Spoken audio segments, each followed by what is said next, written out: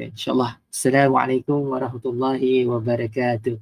Alhamdulillah, saya Bro Shah daripada Hidayah Center Foundation, Cawangan Negeri.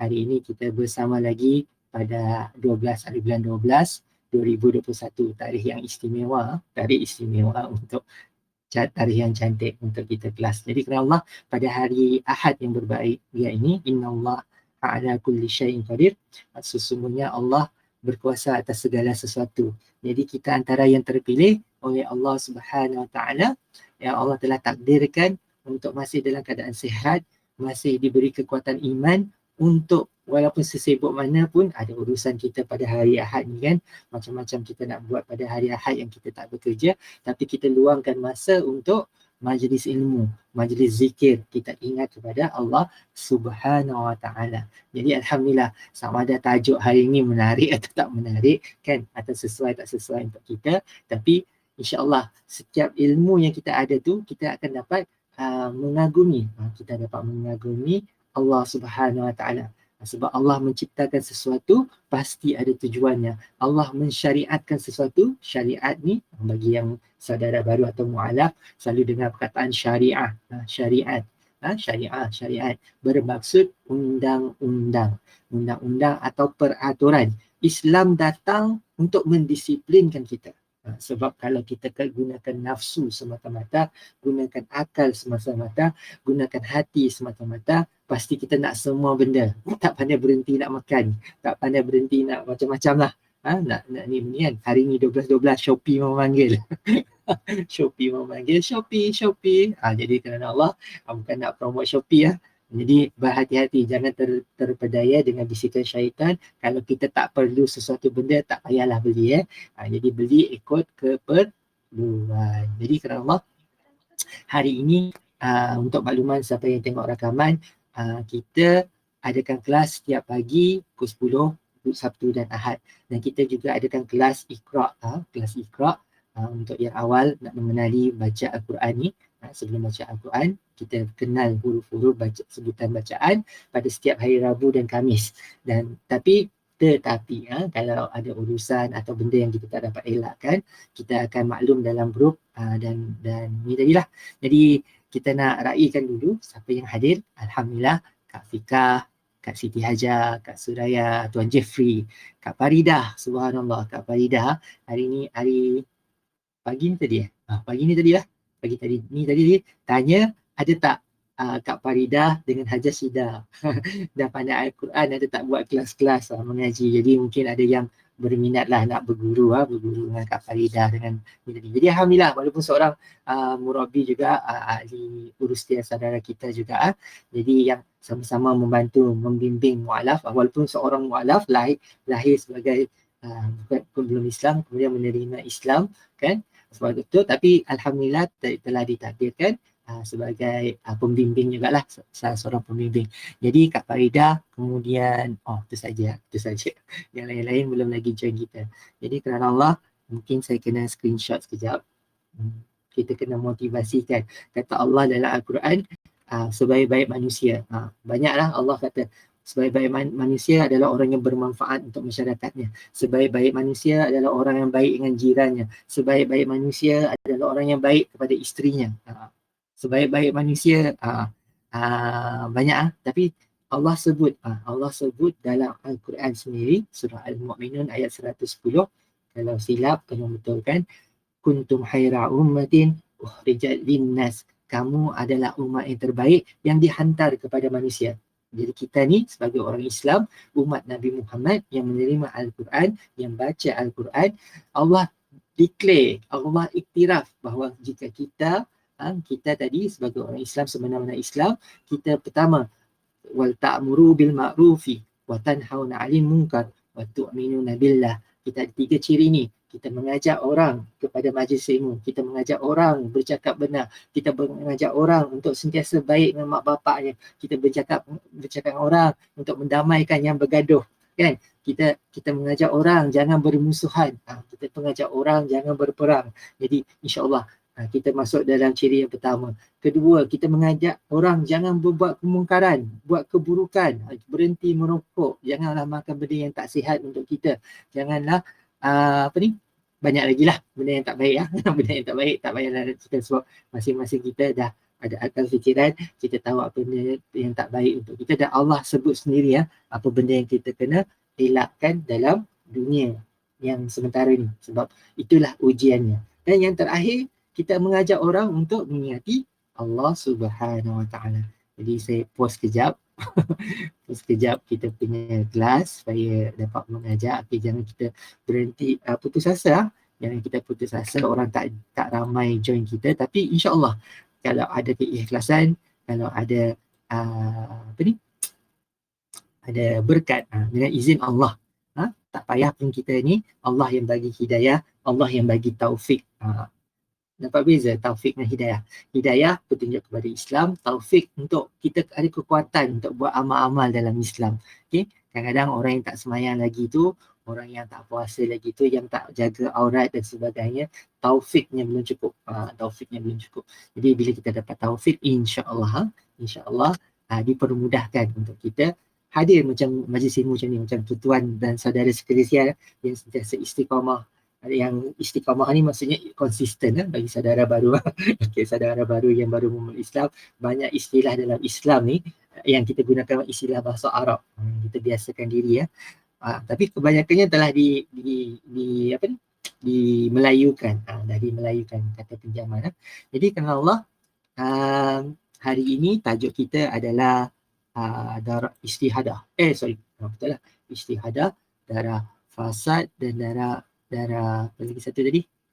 Istihadah, fasad dan boleh tolong recall? Okay, kena buka juga. Kenapa lah lambat? Istihadah, fasad dan nifas. Okey, nifas. Okey. Darah nifas. Tapi sebelum kita masuk majlis ilmu kita, okey, dalam kita nak mencari berkat, kita kena perbetulkan niat kita.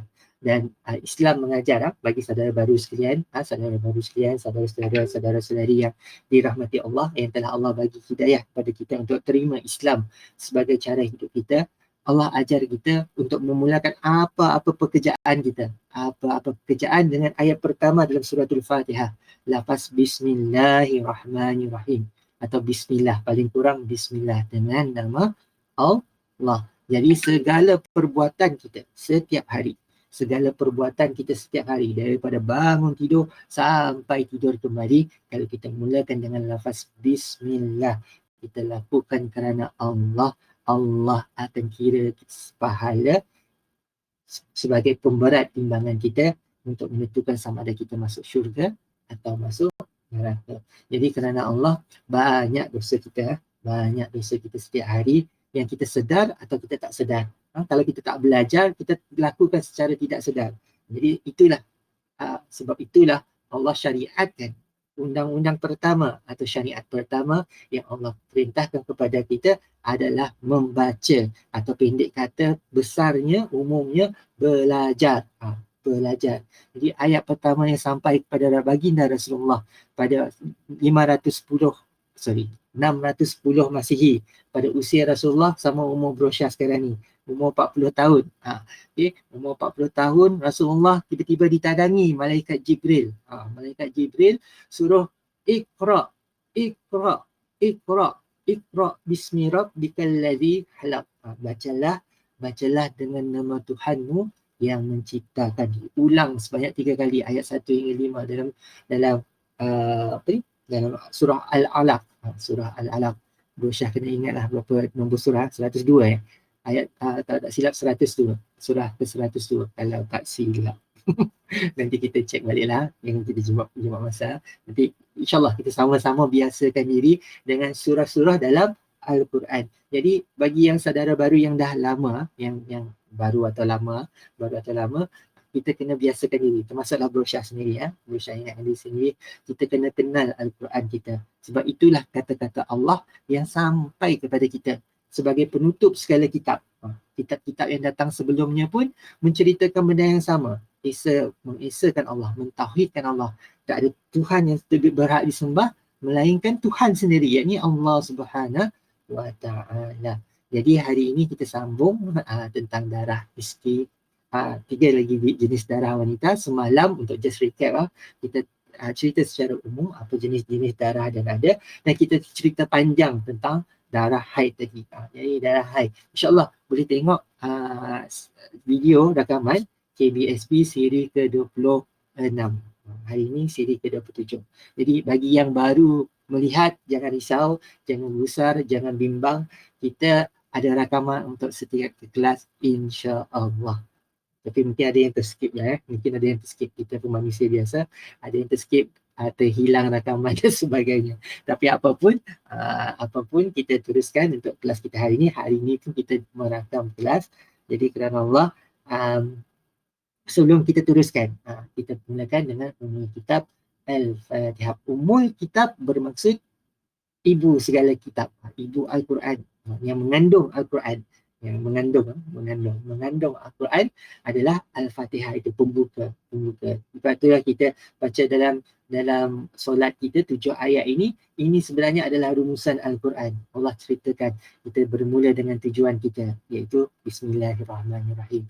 Kita ingat Allah bagi kita rahmat dan bagi kita banyak nikmat, banyak bagi dan sayang kepada kita. Allah ini dan sayang kepada kita, dia hantar nabi-nabi untuk ingatkan kita, untuk ajar kita cara sebenar atau cara fitrah untuk kita jalani hidup kita sehari-hari. Jadi alhamdulillah kita mulakan dengan kitab Al-Fatihah. Bismillahirrahmanirrahim. Alhamdulillahirabbil alamin. Ar-Rahmanir-Rahim. Malik yaumiddin. إياك نعبد وإياك نستعين اهدنا الصراط المستقيم صراط الذين أنعمت عليهم غير المغضوب عليهم ولا الضالين آمين. Allah. Saya nak share dulu share screen. Jadi alhamdulillah, dengan teknologi terbaru yang ada hari ini, kita tak perlu pergi jauh, hanya di depan telefon atau depan komputer. Kalau nak pasang kat TV tu terpulang. Pasang mirror sharing, nak tengok kat TV pun terpulang, nak tengok yang jelas apa nota-nota yang kita kongsikan. Jadi sebelum kita masuk kepada modul kita Berusaha nak share lah. Semalam kita telah sebutkan sekejap kenapa tak keluar saya punya Chrome. Saya tu dah tertutup tadi Allah. Mungkin terminimize. Okey, ini dia. Sekali lagi tekan share. Dengan teknologi terbaru, kita dapat gunakan Telegram selain pada macam Zoom, macam Google Meet, yang mana kalau lepas tu kita nak chatting, nak tanya soalan, semua hilang. Jadi kita gunakan media Telegram untuk kelas-kelas kita. Jadi kalau nak join video chat ni, kena join group dululah. Okay. Kenapa tak keluar saya punya Chrome ni? Tak dapat share screen Chrome. Bawah atas. Mungkin dia nak TV atas juga kot. Sekali lagi. Okey, alhamdulillah baru nampak. Screen 2. Ini share screen terus Subhanallah. Saya full screen kan. Okey. Alhamdulillah, usaha hamba Allah. Kita ada portal-portal Kita ada portal-portal dalam internet yang memudahkan kita. Kalau kita tak install pun, ada memori handphone kita penuh dan sebagainya, kita boleh guna versi browser atau versi laman web untuk akses kepada Al-Quran kita. Jadi ada Quran.com, ada surah.my. Surah.my ni yang untuk orang Malaysia lah. Dia punya terjemahan pun dalam bahasa Malaysia. Tapi ingin diingatkan bahawa terjemahan boleh salah. Tapi Al-Quran, ayat Al-Quran yang turun dalam bahasa Arab tu tak akan berbeza pun walaupun satu huruf sebutannya sama. Dan kita di Malaysia, kita banyak gunakan qiraat hafs. Kalau di Maghribi, dia orang guna qiraat warsh. Jadi ada beza, walaupun ada beza dari segi sebutan, tapi maksudnya masih sama. Jadi kita kat Malaysia, kita banyak guna qiraat hafs. Jadi soalan Okey, bukan grup lain. Okey. Jadi kerana Allah, kita sebelum kita masuk pada darah haid tadi, Allah sebut kita ada share dalam grup WhatsApp. Jadi siapa yang tak join lagi grup WhatsApp kita, silakan join bit.do/community hidayah miri. Okay, community hidayah miri. Type saja, dia akan bawa anda kepada grup WhatsApp. Dia akan buka browser dan anda boleh join WhatsApp. Pastikan ada WhatsApp lah. Pastikan ada WhatsApp dalam telefon masing-masing. Jadi ini untuk kemudahan untuk join grup. Jadi grup tu kalau penuh kita akan buka grup baru insya-Allah. Sekarang ni masih 150 hari. Alright. Jadi kita masuk dulu sebelum kita masuk tajuk, tengok Al-Quran yang ada ya. Jadi bila disebutkan darah, kita sebutkan cerita tentang darah wanita kan. Bila kita search dekat ruangan ni, okay, kita ada macam ni. Apa dia tulis kalau tak ada ni? Ni boleh ni ya. Rupa dia macam ni ya. Rupa dia macam ni. Dia ada EG, solat. Boleh type nama surah ke, nak boleh type apa ke. Macam saya banyaklah cari-cari perkataan kan. Saya type darah. Kalau kita cari darah, ada 16 ayat. Yang mungkin lebih kurang. Mungkin terjemahan dia, mungkin dalam perkataan Arab, mungkin ada perkataan lain untuk darah. Tapi yang bermaksud darah, kalau kita cari dalam surah Do'mah, ada 16 ayat yang menyebutkan tentang darah. Dan daripada 16 ayat ni tadi, 16 ayat, salah satunya menyebut tentang darah haid yang kita banyak ceritakan semalam. Jadi terdapat 16 ayat darah ni tadi, sama-sama kita lihat. Jadi just untuk renungan untuk ni. Jadi sebab itulah kita sebenarnya kena dekatkan diri dengan Al-Quran. Jadi sememangnya kita tak pandai lagi baca Al-Quran. Kalau setengah kita lah yang saudara baru ni baru menerima Islam, pastinya tak dapat lagi baca dalam bahasa Arab. Sebab kita kat Malaysia bukan guna bahasa Arab sebagai bahasa pengantar. Jadi kita tak dapat terus memahami ayat-ayat Al-Quran tu dalam bahasa asal, tapi kita boleh belajar sedikit demi sedikit. Jadi sementara waktu kita belajar mengaji, guna Iqra dan sebagainya, kita boleh biasakan diri juga untuk baca terjemahan atau ada satu lagi istilah tafsir. Terjemahan ni dia terjemahkan perkataan by perkataan. Kalau tafsir dia membantu kita dengan hadis qudsi, hadis nabawi atau kitab-kitab yang ada di ni tadi kan. Tafsir Ibnu Katsir yang menjelaskan maksud ayat-ayat yang diturunkan, dia membantu kita memahamilah mungkin dengan contohnya dan sebagainya. Dan ada penceritaan bagaimana turun ayatnya, sebab Al-Quran ni bukan turun sekaligus terus jadi satu buku. Dihantar melalui malaikat Jibril kepada Nabi Muhammad secara hafalan guna sepanjang 23 tahun kenabian Nabi. Daripada umur 40 tahun tadi sampai wafat Nabi umur 63 tahun. Jadi sebelum wafat lengkaplah Al-Quran. Bila mana lengkaplah Al-Quran, memang tanda-tanda Nabi sendiri pun tahu bahawa masanya dah dekat. Masanya dah dekat. Jadi Allah bagi kita yang diberi dikurniakan umat panjang umur, rata-rata umat Nabi Muhammad umurnya dalam 60 tahun lah, 60 ke 70 tahun. Jadi ini umat Nabi Muhammad. Kalau kita tahu umat-umat yang sebelum ni, yang zaman virus apa semua tu pun tak banyak lagi, orang manusia ni bersaiz gergasi ya. Nabi Nuh dikatakan 40 hasta, tinggi 4 tingkat, masya-Allah. 4 tingkat atau 3 tingkat lebih lah bangunan. 40 hasta tinggi Nabi Nuh, besarnya Nabi Nuh. Jadi kena Allah, ini yang disampaikan kepada kita. Dan kita sebagai orang Islam, bila kita mendengar hadis-hadis sama ada, tapi hadis perlu disemak. Jadi bila hadis perlu disemak, yang kita menyampaikan satu berita tentang Nabi kita, Nabi Muhammad menyebut sesuatu, membuat sesuatu tanpa menyemak betul ke kisah ni tadi.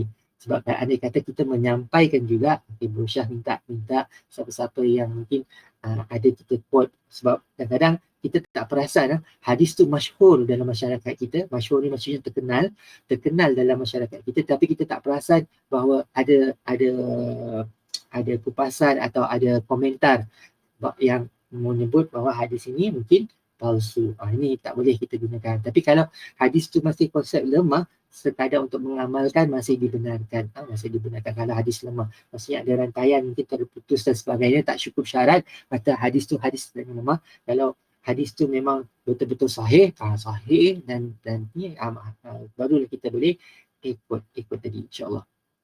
Jadi kembali kepada cerita ayat Al-Quran tadi. pertama sekali ayat pertama dia kalau kita buka Al-Quran daripada depan, kita buka dari sebelah kanan, dari sebelah kanan ke kiri. Jadi kita akan jumpa suratul Baqarah. Dalam suratul Baqarah Allah sebut tentang dialog Allah, dialog malaikat semalam. Dialog malaikat dengan Allah sendiri. Allah nak rakamkan dialog Allah dengan malaikat. Tanya sebelum kejadian manusia, Allah tanya kenapa Allah nak ciptakan ni manusia ni tadi, orang yang akan membuat bencana dan menumpahkan darah. Alhamdulillah.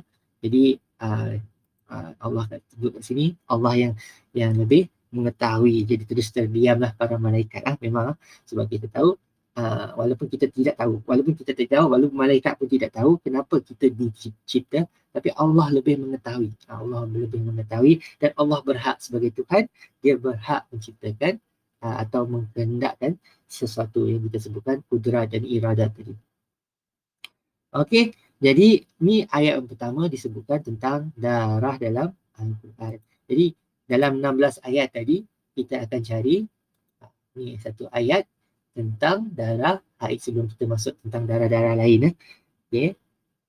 Ada darah tentang makanan, tentang tumbuhan, tanah, tentang darah tentang ni lah, jangan makan darah atau daging yang tak disembelih dan sebagainya. Ni cerita tentang Nabi Musa. Kami pun menghantarkan kepada taufan dan belalang dan kutu darah dan darah sebagai tanda bukti yang jelas. Subhanallah. Wallahu a'lam. Hujan darah, wallahu a'lam. Ni boleh cek satu yang menarik bila kita buka Al-Quran, kita akan jadi terpanggil. Ada kemungkinan ke hujan darah kan dan sebagainya kan. Jadi ni insyaAllah. Wallahu a'lam apa ni sebut pasal darah kat sini Allah hantar taufan, belalang, kutu, katak dan darah. Subhanallah. Ni hikmah bila mana kita mengajar, kadang-kadang banyak lagi sebenarnya yang kita tak ketahui. Okay. Alright. Darah haid tadi mungkin masuk dalam surat kedua. Surat kedua tentang darah. Ada 16 carian dia. Ini tentang ini tentang penciptaan manusia tadi darah beku, sebuku darah beku. Kita diciptakan daripada darah yang segumpal tadi Okay. Kita nak turun. Kita turun lubang. Beku. Dah terlepas. Kita balik. Ini darah haid tadi ini dia. Okey. Allah sebut dalam suratul Baqarah ayat 222. Subhanallah. Tengok cantik cantik subhanallah. Hari ini 12 hari bulan 12 2021. Ini suratul Baqarah ayat 222. Kalau tentang darah haid, kita akan kembali kepada Al-Quran surah yang kedua daripada 114 surah ayat 222. Subhanallah. Jadi Allah sebut dalam ayat itu dan mereka bertanya kepada, dalam kurungan bermaksud tiada dalam ayat tapi yang dimaksudkan bertanya itu tadi, ditanya kepadamu, mu itu siapa? Ditanya kepada Muhammad atau kita ni. Kita umat Nabi Muhammad yang terima Al-Quran umatnya. Okay. Berkatanya kepadamu mengenai haid. Mengenai haid. Katakanlah darah haid itu satu benda yang mendatangkan mudarat. Tapi dekat sini ditulis dalam kurungan menjijikkan dan mendatangkan mudarat. Okay. Jadi bila mendatangkan mudarat satu yang bahayalah. Ini yang kita ceritakan semalam. Bila darah yang keluar daripada badan kita ni suatu yang bahaya, yang mudarat. Memang bahaya. Sebab tu HIV pun kadang-kadang kalau darah tu tak tempat kita tak disanitize dan sebagainya, boleh berpindah kerana darah ni tadi. Jadi memang darah ni satu yang bahaya bila mana keluar daripada badan kita.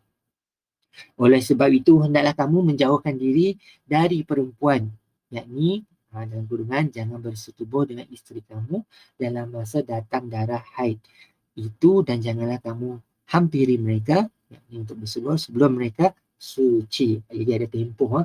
Jadi kita dilarang juga untuk mendekati isteri atau yang kita sebut istimna. Semalam kita sebut istimna, bersuka-suka. Bersuka-suka dengan isteri dalam keadaan isteri tengah sakit tadi kan. Isteri tengah sakit, jangan kita nak bersuka-suka. Ini untuk peringatan untuk yang laki-laki. Sebab itulah kita yang laki-laki ada kat sini kan. Kita pun belajar juga tentang darah wanita. Apa yang boleh dan tak boleh. Ada 3 perkara haram yang haram kepada lelaki. InsyaAllah kita akan kongsikan nota semalam. Boleh juga tengok rakaman nota semalam insyaAllah. Okay. Jadi sambung lagi ayat ni. Okay. Kemudian apabila mereka bersuci, maka datangilah mereka menurut jalan yang diperintahkan oleh Allah kepada kamu. Sesungguhnya Allah mengasihi orang-orang yang banyak bertaubat dan mengasihi orang-orang yang sentiasa mensucikan diri. Subhanallah. Jadi ayat ini mengingatkan kita bahawa ada disiplin juga, ada cara juga nak mendatangi isteri. Jadi bagaimana kita kena kembali kepada Rasulullah SAW, cari sunnah. Tapi bukan topik hari inilah, kita nak cerita tentang adab bila tentang suami isteri dan sebagainya. Ada soalan? Okey. Itu tadi ya. Kalau dalam ayat ni, apakah kita ada soalan yang baik daripada Tuan Jeffrey, kita sama-sama belajar apakah perkataan darah dalam bahasa Arab. Perkataan Allah darah dalam bahasa Arab. Dalam surah Al-Alaq, ayat 1 hingga 5 tu, Iqra bismi rabbikal ladzi khalaq, khalaqal insana min 'alaq. Alaq adalah segumpal darah, diterjemah sebagai segumpal darah. Kalau dalam surah Al-Alaq, dalam surah tu apa? Okey sebab situ saya ada terjemahan perkata. Jadi Al-Quran. Macam ni kami nak kalah. Okey, dalam Quran.com ada terjemahan perkata. Cuma kat situ faiza taharta. Okey, taharta maksudnya tahara. Tahara tu maksudnya mensuci. Kamu sucikan fa'tuhunna min haisu amrakumullah. Yang kamu amara, perintahkan. Kumullah, yang diperintahkan Allah. Dah lepas. Ni darah tadi darah haid tadi Situnya guna perkataan haid. Haid tadi pun merujuk kepada darah. Qul huwa azfa tazilu nisa fil mahid wala taqrabu jangan mendekati taqrabu hunna hatta untuk masalah guna cim matara mendekat buat agak dekat juga hatta yadkhul Allahumma salli ala Muhammad. Kami mesti tahu sini jap. Waktu tadi kat awal ayat pertama. Wayas'alu naka anil mahid.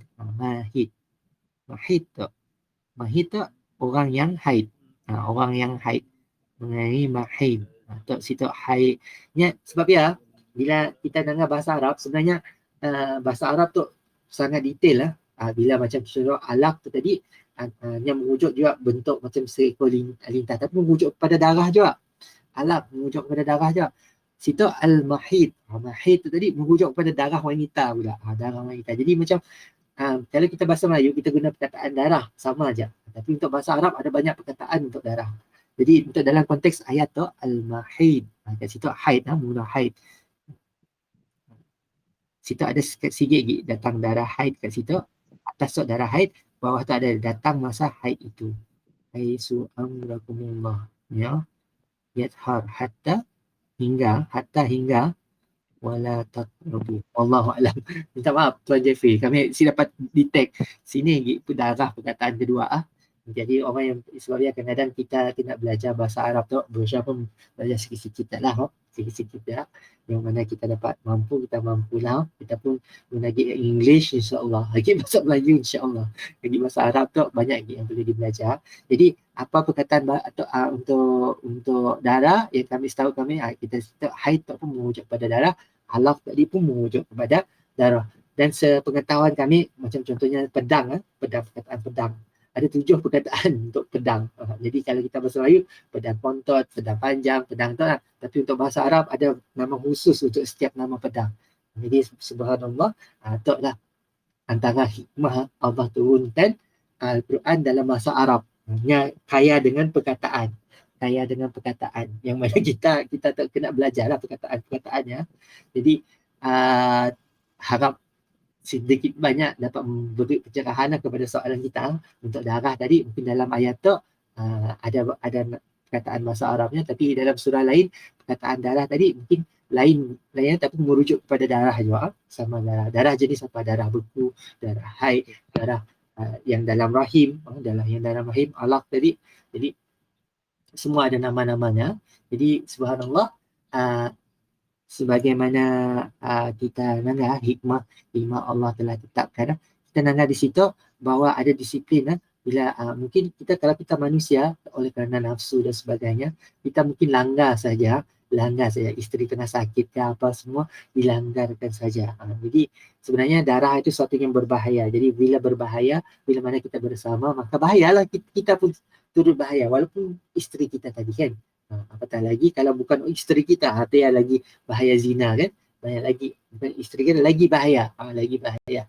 Jadi kerana Allah, kita kena belajar untuk tahu apa yang boleh, apa yang tak boleh dibolehkan. Dan pastinya kita kena imani juga bahawa Allah tahu apa yang baik untuk kita, maka kita kena elakkanlah. Kita elakkan apabila kita dilarang untuk membuat sesuatu tanpa soal. Andai kata kita menyoal bahawa kata tak relevan lagi benda ni, Nabi ajar kita macam ni tak relevan. Kita Islam kita boleh dipersoalkan. Okey, adakah betul kita Islam? Contohnya adab untuk memakai aurat. Bila mana telah terus terang untuk menjaga aurat, memakai aurat pula, memakai hijab atau dalam menjaga aurat. Jadi benda macam ni kalau kita persoalkan, maka something wrong. Kita bukan Tuhan, kita bukan Nabi, kita bukan alim ulama untuk pandai-pandai kita nak menterjemahkan ayat Tuhan. Memang kita diberikan akal, tapi pastinya ada hujah dalam setiap, ada penjelasan kepada setiap syariat yang telah disampaikan kepada kita. Okey, jadi kalau siapa-siapa nak tengok semua ayat-ayat tentang apa ni, tentang darah ni tadi, bolehlah pergi ke surah Domai atau pasang. Kalau macam saya dalam telefon, saya guna Quran Melayu. Tujuan ni tadi untuk tujuan ni lah, untuk terjemahan. Kalau Quran Melayu dia siap ada perkata lagi ada perkata, terangkan mana yang perkataan yang macam Tuan Jeffrey tanya tadi. Sebab telefon saya sekarang ni tengah digunakan sebagai kamera untuk kita online, jadi saya tak dapat akses kepada telefon saya sekarang. Jadi apapun, kita masuk kepada tajuk kita hari ini. Okay, Alhamdulillah, untuk makluman semua saudara baru, kita berusaha bukan mengajar tanpa panduan. Kita hanya menyampaikan ikut modul Hidayah Center yang ada 3 tahap. Subhanallah. Okay, Tuan Jeffrey kita Alhamdulillah bantu kita untuk tahu perkataan-perkataan dalam bahasa Arab. Kalau secara umum, damawi. Kami pun baru belajar lah tu. Okay, sama-sama baru belajar. Macam ni sebutannya, wallahualam. Damawiyah atau dama. Berlumuran darah. Tadarraja, yatadarraju. Subhanallah. Kalau golongan darah, zumarata dam, air dam. Tu atau umum juga lah. Untuk haus darah, damawi. Ataupun ada untuk bahasa Indonesia, diterjemah daripada bahasa Indonesia, insyaAllah. Tapi bila mana kita kena tanya orang yang bahasa Arab, yang pandai bahasa Arab, adakah betul lah, jangan kita just berpandukan apa yang kita baca internet semata-mata, tapi kita kena cek juga kepada orang yang alim lah, yang pakar dalam bidang bahasa Arab tu tadi. Jadi insyaAllah, terima kasih atas kongsian Tuan Jeffrey. Mungkin kami perlu share je lah, share screen, supaya orang yang menonton video pun dapat mendengar juga apa yang telah dikongsi oleh Tuan Jeffrey kita tadi. Terima kasih Tuan Jeffrey membantu kita untuk memahami. Nampak sikit. Kami besarkan. InsyaAllah. Kat situ ada. Okay, jadi kita ada grup KBSB Miri, boleh pasang Telegram. Kalau tidak ada link sekali pun, cari je KBSB Miri. KBSB Miri ada jumpa insyaAllah. Okay, ada jumpa grup kita tu. Alright, so kita terus masuk kepada tajuk kita hari ini. Sebelum kita asyik sempat lagi semalam, subhanallah, pertama kali kita buat kelas sampai 2 jam, subhanallah, hampir 2 jam. Jadi boleh lihat kembali rakaman. Okay. Jadi untuk makluman semua, macam Bro Syah cakap tadi, kita bukan mengajar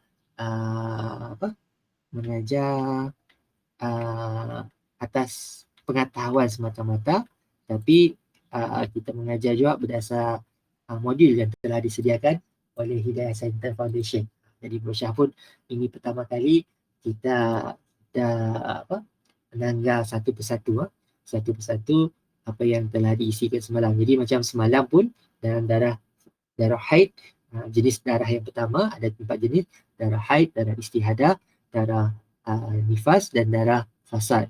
Jadi ada 4 jenis darah. Semalam kita panjang lebar tentang darah haid, apakah bila mula, bila berhenti, kan? Jadi benda-benda yang apa yang diharamkan untuk dilakukan bila datang bulan ni tadi, kan? Jadi dipelajari semualah, kita belajar semalam. Jadi panjang ceritanya. Jadi bila kita kembali kepada kita sambung daripada semalam, jenis darah yang kedua adalah darah istihadah. Okay? Kalau kita tengok daripada asas, Ustaz Selamat Endut ni seorang guru di Malaysia lah, kalau kita akan mengaksi silap. Okay? Asas-asas Fardu Ain. Tapi masih boleh salah. Okay? Fardu Ain mengatakan bahawa darah istihadah adalah darah penyakit yang keluar daripada faraj wanita. Darah ini bukanlah merupakan darah haid atau darah nifas, ia adalah jenis darah penyakit. Seorang perempuan yang ketika datang darah istihadah wajib berpuasa, sembahyang dan boleh mengerjakan ibadah lain. Wajib berpuasa, sembahyang dan boleh mengerjakan lain sama seperti orang lain yang tidak dihadiri darah haid dan nifas. Untuk kita ceritakan semalam, bila dah lebih daripada 15 hari suci, 15 hari suci, kemudian ada tempoh yang memang sepatutnya datang haid dan sebagainya. Okay. Keluar lagi darah yang dikatakan darah istihadah, darah penyakit, kan. Jadi dalam keadaan dibersihkan, kita ada mandi wajib semua, dibersihkan dan pakai pad dan sebagainya, dan diteruskan untuk solat tadi. Ada istilah selagi keluar darah selagi asyik semayang. Selagi keluar darah, selagi asyik semayang. Jadi betul lah. Jadi ada tempoh je, bila mana dikenal pasti sebagai darah istihadah, wajib kita untuk tunaikan puasa di bulan Ramadan, tunaikan sembahyang 5 waktu. Jadi itu yang tadi yang bila mana kita kena pasti sebagai darah istihadah. Jadi kalau kita gunakan fikiran kita semata-mata, kita ingatkan bila ada darah terus sit sembahyangnya, terus setiap kali sit sembahyang. Jadi sepanjang tahun kita sit sembahyang. Betul juga lah. Okay.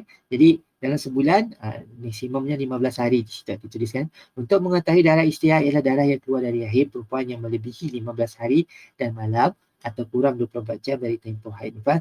Kita kembali kepada hadis yang diriwayatkan oleh Aisyah, untuk isteri Nabi yang kita sebutkan semalam. Banyak meriwayatkan hadis-hadis daripada baginda Nabi. Jadi Fatimah binti Abi Hubaish telah datang menemui Nabi SAW, atau Aisyah sekali melihat ada Fatimah binti Hubaish datang dan berkata, "Wahai Rasulullah, aku telah beristihadah. Oleh itu aku tidak suci, maka adakah aku perlu meninggalkan solat?" Sabda sallallahu alaihi wasallam, "Tidak." Jawabnya tidak. Jadi bila kita darah yang tadi bukan darah haid datang bulan, tapi sebab darah penyakit, maka wajib kita masih untuk sembahyang. Okey. Tidak, itu hanya darah penyakit dan bukan darah haid. Kita ada kedatangan haid, hendaklah engkau meninggalkan solat. Kalau datang bulan yang biasanya seminggu, 3 hari ke seminggu, atau paling kurang 24 jam. Kalau keluar sikit kita kena tunggu je. Syafi'i kita kena tunggu je 24 jam. Okey, 24 jam untuk mandi wajib tadi, untuk solat tadi. Jadi disebut situ ketika kedatangan hendaklah engkau meninggalkan solat apabila kadarnya telah berlalu. Itu maksimum 15 hari tadi lah. Okay. maka hendaklah engkau membasuh darah yang berada pada diri engkau dan hendaklah engkau bersolat. Hadis riwayat Al-Bukhari, dalam Sahih Bukhari ya. Subhanallah.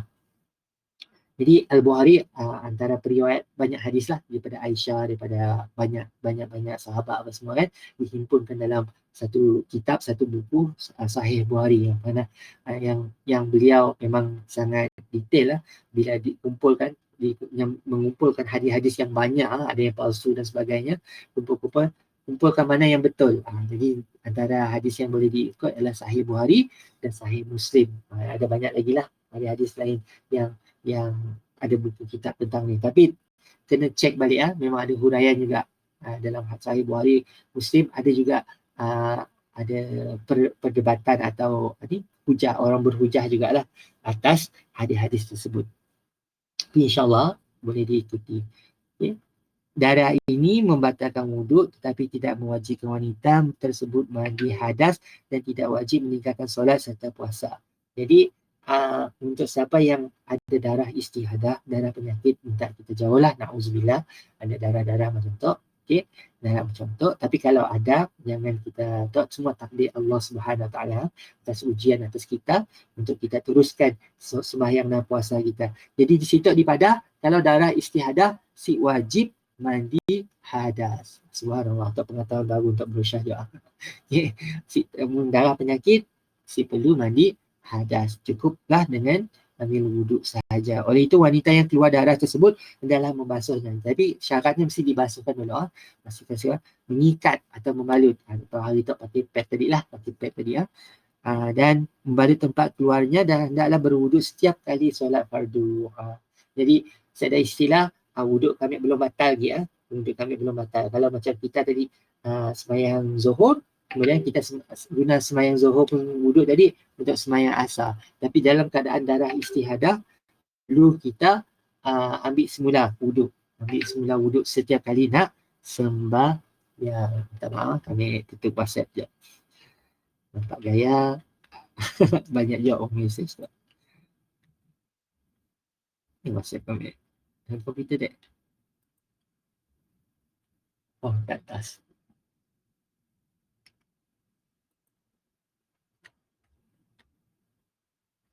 Sorry selingan sekejap. Ada bunyi keteng-keteng-keteng tadi. Harap suara kalimat jelas. Okey. Okey, insyaAllah. Ya, kita sambung.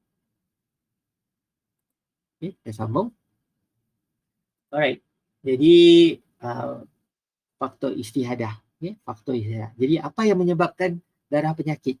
Okay, yang pertama di situ, wanita yang mengeluarkan darah istihadah ada disebabkan kestabilan kesihatan tubuh badan yang terganggu atau stamina tubuh badan tidak terjamin yang disebabkan oleh kerosakan. Ada double K.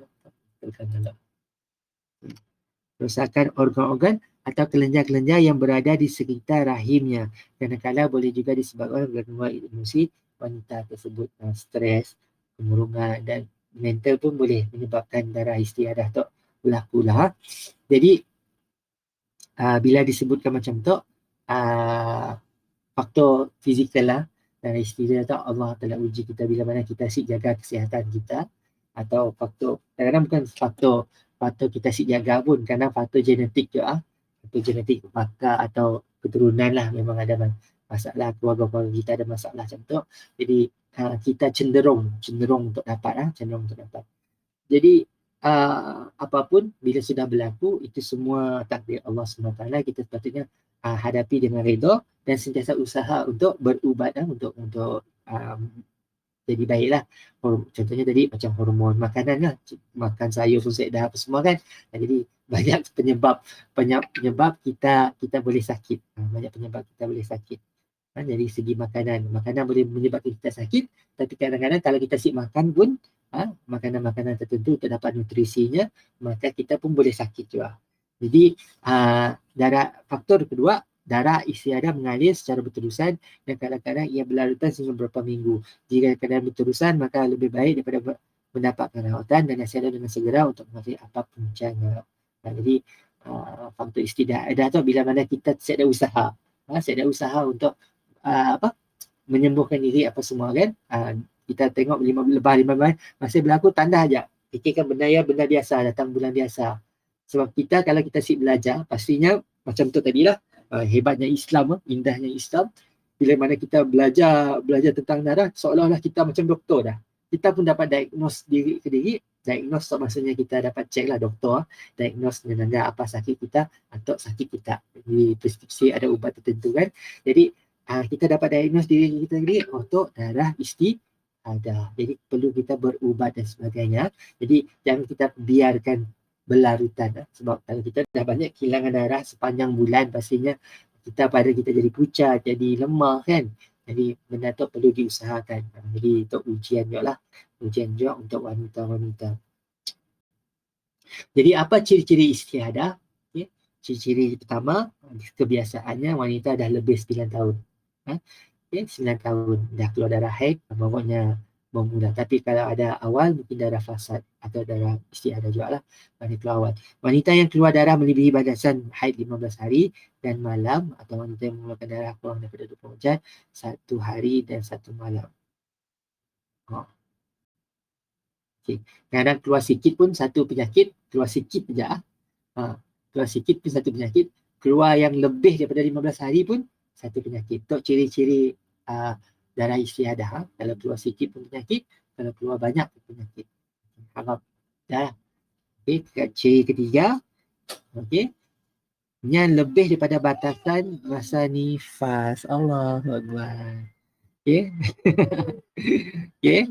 Sebanyak 60 hari dan 60 malam. Tu kalau lepas kita bersalin, sampai lepas, bukan kita laki-laki lah, yang perempuan lah, lepas melahirkan anak, selalunya darah nifas ya sampai 40 hari. Tapi kalau dah lebih 60 hari, maka ia pun darah boleh dianggap sebagai darah istihadah. Pergi cek lah, apa something wrong kah, masih luka dalaman kah, apa, wallahu a'lam. Kemudian yang terakhir, wanita ditanya darah sebanyak 2 kali yang diselangi dengan masa suci kurang daripada 15 hari dan malam. Darahnya datang 2 kali. Dan kalau darah yang tadi datang kali kedua, ini kan dah bersih, dah suci tadi, dah kering dalam 3 hari ke apa hari, tapi datang lagi semula. Jadi ada kemungkinan juga darah istiadah. Jadi kena cek juga lah. Kalau dia pada hilang datang. Apa hukum darah istiadah? Okay. Jadi kita dah sebutkan juga dalam hadis tadi, hukumnya tidak wajib mandi. Okay, saya perlu mandi kalau darah penyakit. Ketika ingin menunaikan solat, sunat, wajib atau sunat, ambil wuduk semula lah. Okay. Kemudian darah istiadah wajib berwuduk setiap kali. Atau wajib siapa yang masih darah yang sentiasa, tapi boleh ditahan dengan pad tadi, maka dia boleh kerjakan solat, tapi kena ambil wuduk setiap hari. Kemudian syaratnya juga mesti dibasuh, mesti dibersihkan sebelum wuduk, yang mesti dibersihkan. Saya boleh guna pad yang sama lah, maksudnya bersihkan, kemudian ia menutup bahagian tadi dengan selai kain atau kapas atau pad tadi untuk menahan dan mengurangi najis terus keluar. Jika cara ini tidak berjaya menahan dia, maka hendaklah ia menyumbat, sampai tahap menyumbat atau mengikat supaya tidak bocor. Tidak bocor.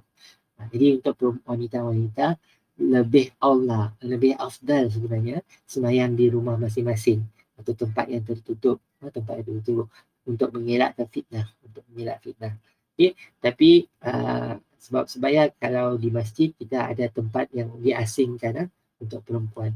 Jadi sebenarnya, tapi kalau tujuan kita ada hadir ke masjid untuk menghadiri majlis ilmu yang mana tidak dapat diikuti di rumah dan sebagainya, maka diperbolehkan kita tadi. Tapi sebenarnya untuk mengelakkan fitnah, untuk mengurangkan bahaya juga kepada wanita, selalu bergerak keluar, atau bukan satu yang balik akhir malam dan sebagainya, bukan satu yang selamat lah untuk dilakukan untuk wanita.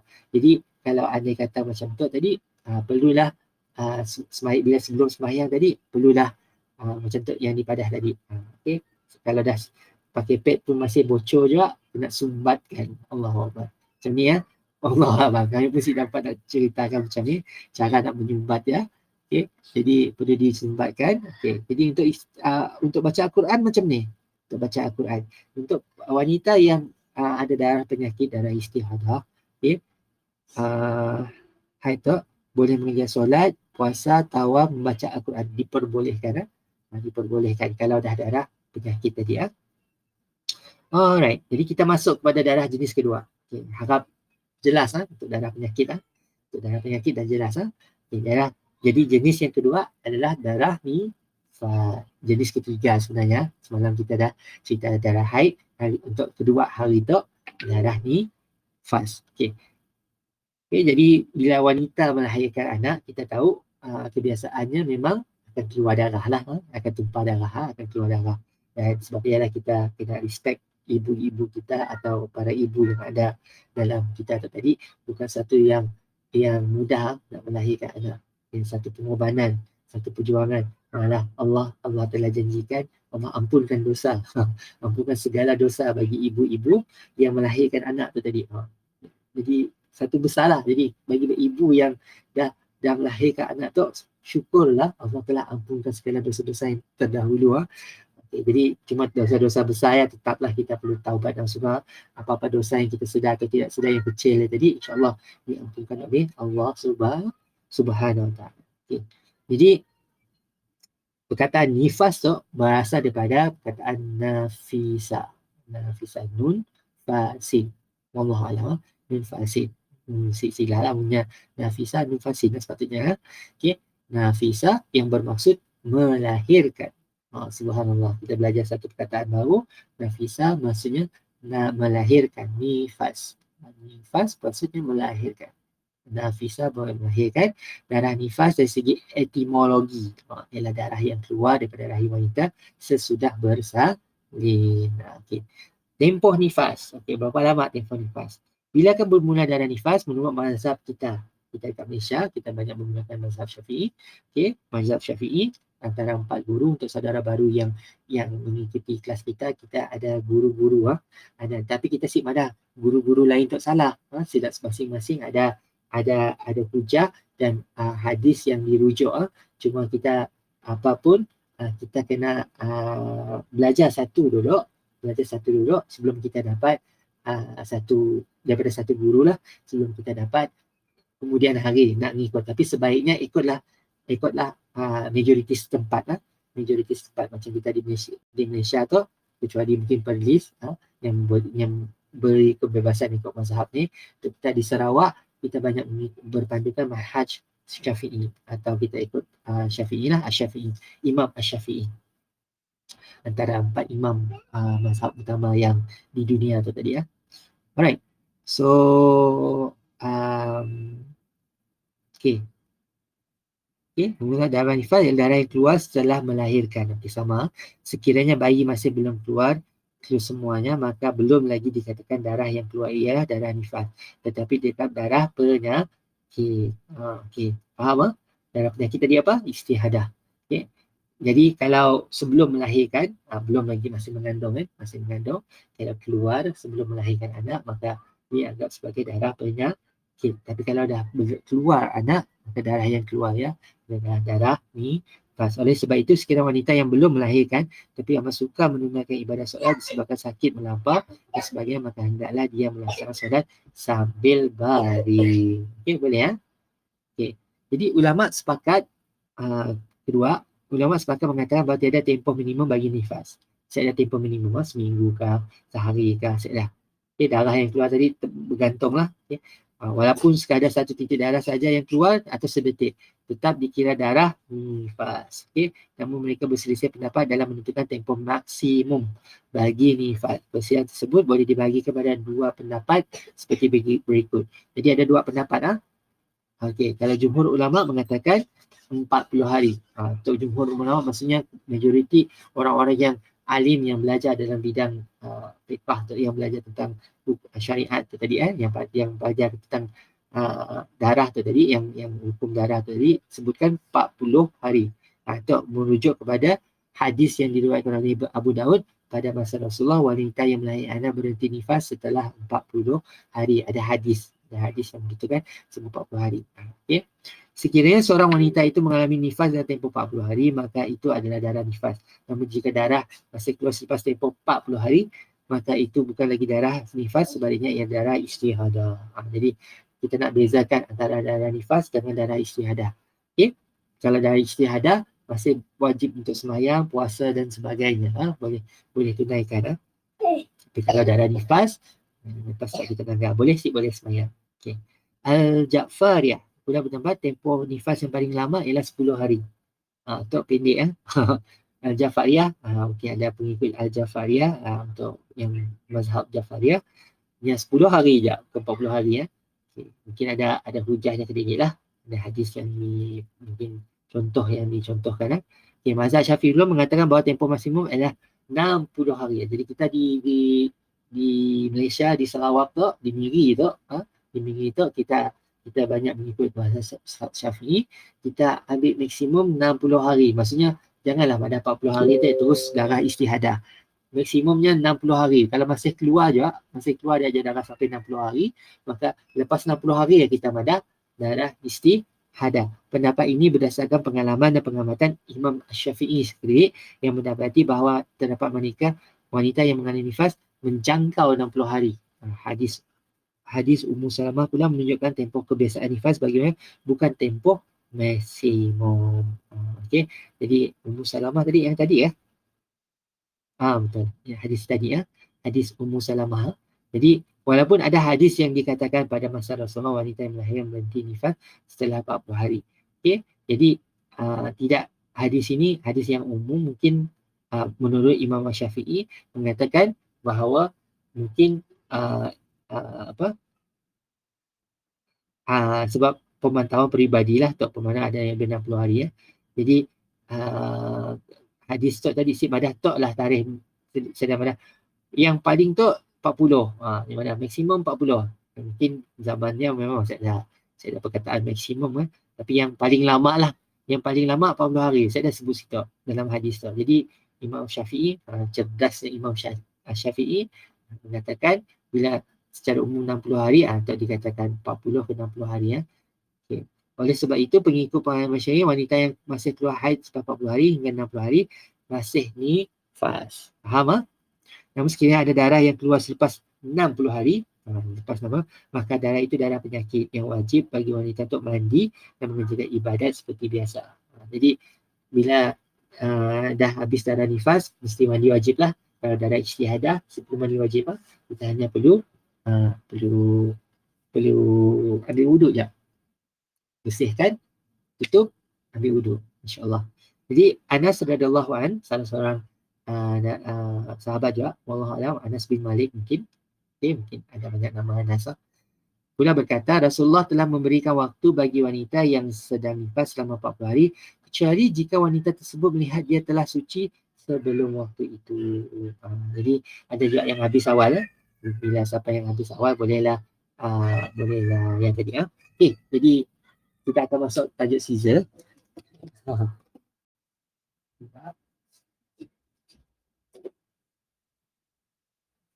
Okey, maaf atas gangguan bunyi-bunyi yang ada di rumah. Biasalah Rio rendah anak-anak masih kecil-kecil. Okey, ada anak umur 3 tahun. InsyaAllah on the way lagi. Doakan semua selamat lah. Okey, jadi Tok sangat berkaitan lah dengan isteri Bro Syah yang 3 kali dah Caesar. Tok insyaAllah kali keempat. Subhanallah. Okey, dibelah untuk kali keempat lah. Kita yang laki-laki Bro Syah ada alhamdulillah kesempatan masuk dalam bilik bedah sekali tengok pembedahan. Memang bukan satu yang mudah nak keluarkan anak guna C-section, cesarean ni tadi potong sekali kan, nak masuk dalam tu 3 kali lapisan nak sampai kepada bayi tadi. Dan nak buka tu tadi pun main tarik subhanallah. Jadi kalau doktor bukan pengalaman mungkin kita tadi fikir slow takut sakit Allahuakbar. Tadi bila nak buka betul-betul nak keluarkan bayi tu tadi memang kena buka lah perut tu. Allahuakbar. Jadi bukan perut lah, bawah perut bawah perut kalau buka perut habislah tumburan perut Okay. Alright. Jadi Kalau bersalin Caesar, terdapat setengah wanita yang tidak dapat bersalin normal, macam hari tak berkebanyakan tertentu sehingga terpaksa dibedah. Dalam kes seperti ini, al-lajnah al-da'imah li-da'imah li-al-bukhud al-ilmiyah wa al-ifta'. Subhanallah, harap betul lah sebutan menyatakan bahawa hukum bagi wanita yang bersalin dengan kaedah Caesar, nama orang yang perkenalkan Caesar, adalah sama dengan wanita yang keluar nifas selepas bersalin normal. Apabila ada darah keluar, maka hendaklah ia meninggalkan solat dan puasa. Sebaliknya, adakah tiada darah yang keluar, maka hendaklah ia mandi, mengerjakan solat dan berpuasa seperti biasa. Okey, boleh faham? Jadi bagi wanita yang guna C-section, yang cesarean, yang potongan, yang potong, kalau dah set dah darah yang keluar lagi, darah nifas yang keluar lagi, maka mandi. Maka mandi wajib dan solat. Solat. Jadi insyaAllah. Jadi bagi yang keguguran, macam ni pula. Bagi mana yang keguguran, jika bayi yang dikandung telah cukup sifatnya, darah yang keluar itu adalah darah nifas. Namun sebaliknya, jika janin masih dalam keadaan segumpal darah atau daging, maka darah yang keluar itu hanyalah darah haid. Okay, boleh faham? Selalunya kalau dah jadi cukup sifat ni, selalunya dalam 3 bulan sebelum 3 bulan, mungkin belum cukup sifatnya, ada anggota badan dan nampaklah kalau dia masih segumpal darah, hanya nampak bentuk nampak bulan pertama tu baru nampak bentuk kan, belum lagi cukup sifatnya, dianggap sebagai darah haid. Jadi kalau dah habis darahnya, mandi wajib juga, mandi wajib terus. Tapi kalau dah cukup sifatnya, maka keluar lagi darah kan, bila dah dikeluarkan yang keguguran bayi yang tadi dikeluarkan, maka darah yang keluar tu masih dianggap darah nifas, masih dianggap darah nifas walaupun tak ada anak yang dilahirkan, tapi yang cukup sifat tadi dah keluar, bayi yang cukup sifat tadi dah keluar, jadi pun dianggap darah nifas. Habis saja kalau sebelum 40 hari, mandi wajib dan boleh sembahyang semula. Okey, tiada nifas. Ulama telah bersepakat bahawa wajib mandi bagi wanita yang telah kering daripada nifasnya. Cara mandi adalah sama dengan mandi wajib setelah haid yang sedia maklum oleh kalangan wanita. Cuma yang membezakan adalah niat, atau boleh juga berniat dengan niat yang umum, iaitu mengangkat hadas besar. Okey, nama itu rafa'al hadasil akbari lillahi ta'ala. Atau niat umum sahaja aku mengangkat hadas besar kerana Allah Ta'ala. Dan macam yang dikongsikan oleh Tuan Jeffrey kita dalam grup, pentinglah masuk dalam grup Telegram kita, banyak perkongsian dalam grup tentang niat-niat khusus tadi, niat-niat khusus insyaAllah.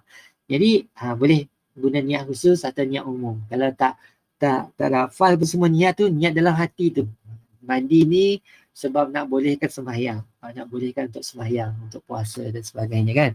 Okey, insyaAllah. Alright, darah yang keluar sebelum melahirkan. Okay.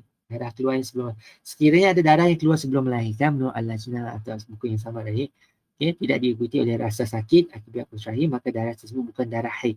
Kalau saya dah rasa sakit, saya dah tiba-tiba keluar darah, tiba-tiba keluar darah, bukannya kontraksi nak beranak tadi apa semuanya, maka darahnya bukan darah haid.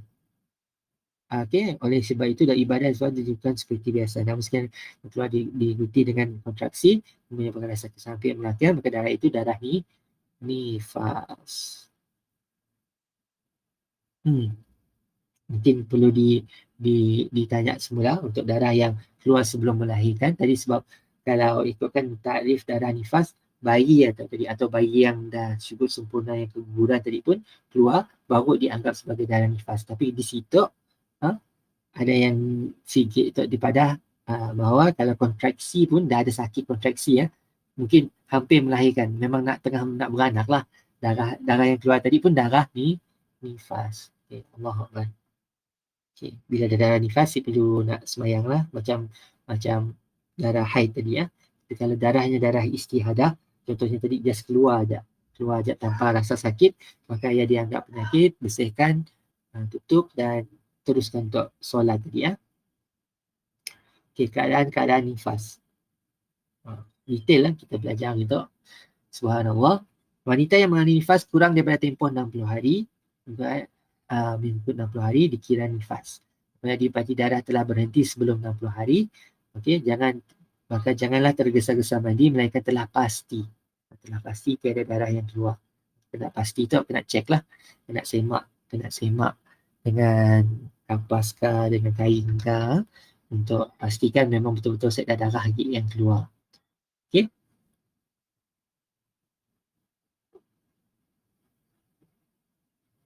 Oh, kami dah tertarget atas. Maaf. Sini lagi.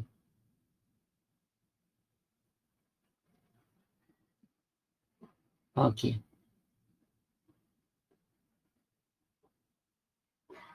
Keadaan nifas. Jadi ada 3 keadaan situ.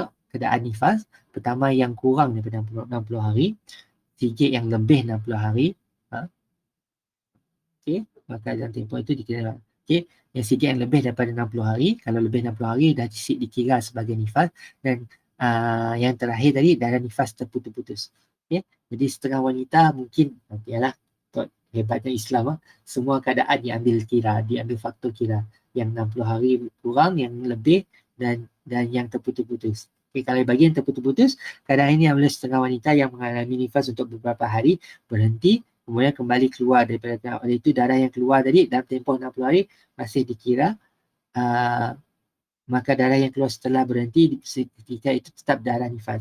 Jadi bila mana kita fikir dah berhenti dah, okay, contohnya lepas 2 bulan,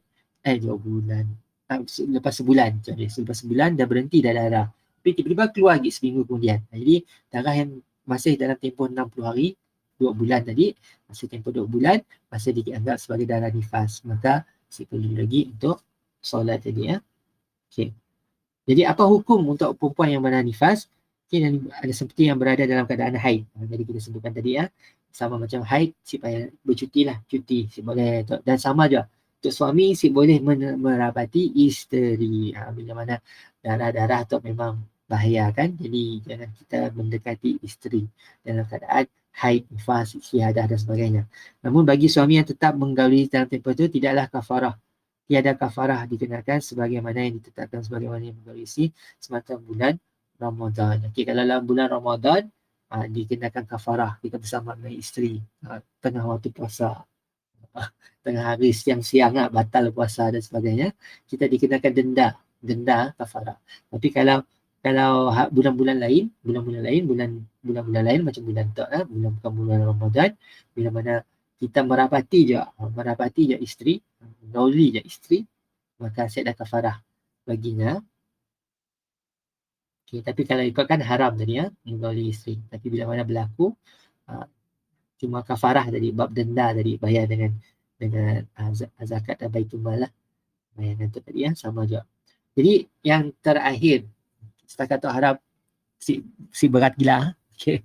Alhamdulillah. Okay, jadi siapa lagi yang baru masuk ke Syabina? Zani Alhamdulillah bagi tak sibuk kerja. Jadi kita sambung jenis darah terakhir. Kalau termiss yang bahagian-bahagian awal boleh ulang balik rakaman. Okay, mungkin sebelum tak si pernah mengkaji apa tentang darah dalam Islam. Jadi kita dah cerita 4 jenis darah dalam masa 2 hari tu. Yang mana Bro Syahri belajar banyak benda yang baru, pengetahuan yang baru. Tadi dah masuk Ustaz. Oh, okey, tadi dah masuk. Okay, subhanallah. Kami baru perasan baru perasan.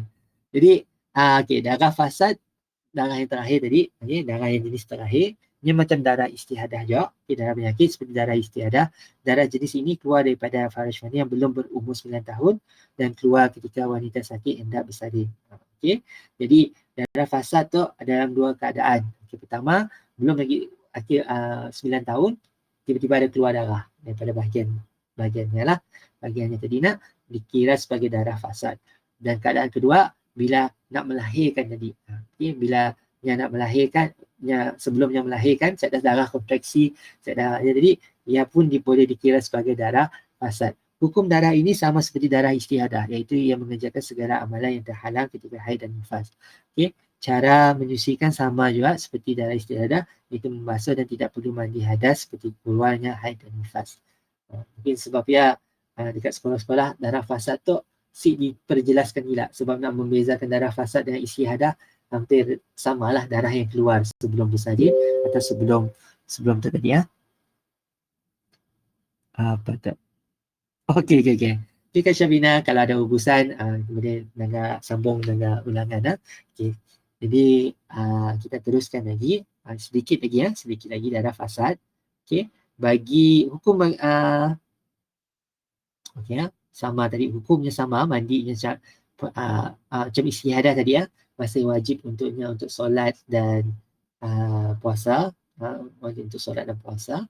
Jangan ditinggalkan, tapi ya tadilah, apa, perlu mandi dulu, perlu mandi dan perlu mandi tapi perlu ambil wuduk setiap kali sembahyang tadi ya, setiap kali sembahyang, sama macam darah istihadah. Bagi wanita yang mengalami darah fasa ketika hendak melahirkan anak, maka diwajibkan mendirikan solat apabila masuk waktunya. Ketika ini suami hendaklah memulai keadaan isteri yang sakit, suami hendaklah membantu isteri untuk bersedia melakukan solat. Cara-cara seperti berikut. Okey, jadi bila bini nak untuk ujian bagi isteri-isteri, ada ujian bagi kita suami juga. Bila mana kita solat boleh dapat ditinggalkan bila mana kita tahu darah tu tadi bukan darah nifas atau darah haid, maka darah istihadah dan fasad tu tadi masih wajib ditunaikan kita solat tadi. Jadi macam ni kita nak bantu isteri kita atau yang wanita tadi untuk sembahyang. Pertama, wanita saya hendaklah berusaha terlebih dahulu untuk memenuhi segala tuntutan syarak ketika seorang itu hendak menggunakan solat. Sembahyang macam biasa, berdiri. Okay. Yang pertama, ambil wuduk tadi ya, bersihkan diri, tempat solat, wuduk, pakaian solat dan seumpamanya. Jadi perlu dilengkapkan lah untuk keadaan pertama, kalau mampu. Kalau si mampu, cara kedua, wanita yang mengalami kesetiaan nafsu tidak mampu untuk bangun, contohnya dah terlalu besar perut dan sebagainya, disebabkan keletihan dan hilang tenaga setelah lama bertarung dengan kesetiaan salim, maka cukup dia meminta segelas air dan untuk berwuduk pada anggota yang wajib sahaja, selimukan seluruh badannya untuk menuju segala auratnya dan teruskan solat secara berbaring. Boleh faham? Maksudnya guna segelas air atau gunakan air lah, gunakan air, ambil anggota yang wajib, buka tangan, kepala, kaki, okey, buka tangan, kepala, kaki, baring, tutup badan kita dengan selimut dan sembahyang cara baring.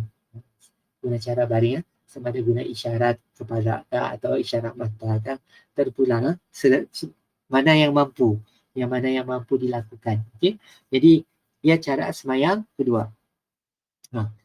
Jika wanita tidak mampu segala-galanya, maka cukuplah dia solat sekadar menghormati waktu sahaja. Okey. Jika dia solat sekadar menghormati waktu sahaja, apabila hendak bersalinan dari usia, maka hendak ia qada setelah solat itu dan ia tinggalkan solat imam tadi ketika sakit, hendak bersalin dahulu. Okey. Jadi sekadar menghormati waktu. Okey. Jadi kita dengar azan. Okey. Kita dengar azan dah memang nak beranak dah masuk beranak. Sampai waktu asal lah contohnya bertarung tadi nak. Jadi sekadar menghormati waktu, mana yang mampu lakukan sekadar mampu. Okey.